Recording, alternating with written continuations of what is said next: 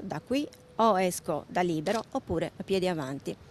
Fuori di qui da uomo libero oppure da morto è uno dei passi del messaggio che Dodore Meloni ha affidato dal carcere al suo avvocato al termine dell'interrogatorio di garanzia tenuto davanti al GIP che sabato scorso ne aveva ordinato l'arresto, interrogatorio che di fatto non c'è stato perché il giudice ha respinto la richiesta perché il faccia a faccia potesse tenersi in sardo. Sempre in sardo Meloni ha però potuto rilasciare dichiarazioni spontanee con le quali ha respinto le accuse di frode fiscale sostenendo di non pagare le tasse personali per ribellione indipendentista ma affermando anche che le sue società sono in regola con quanto dovuto allo Stato italiano.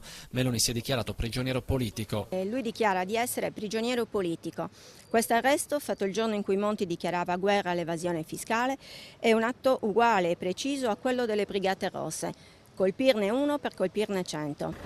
A destare preoccupazione sono ora le sue condizioni di salute. Non beve e non mangia dal momento dell'arresto. La moglie Giovanna Ucheddu. A me mi preoccupa il fatto che lui debba fare lo sciopero della fame, perché in salute non è che sia tanto a posto. La difesa ha avanzato istanza di scarcerazione, il giudice dovrà pronunciarsi entro 5 giorni. In caso di risposta negativa sarà interpellato il Tribunale del riesame. Possibile anche che per Meloni venga richiesto il trattamento sanitario obbligatorio. In questi 3 giorni ha perso peso già 4 kg dalla prima visita medica che gli è stata fatta in carcere. Oltretutto viene visitato soltanto una volta al giorno, ragione per la quale ho presentato ricorso e richiesta perché venga autorizzata la visita quotidiana del proprio medico personale.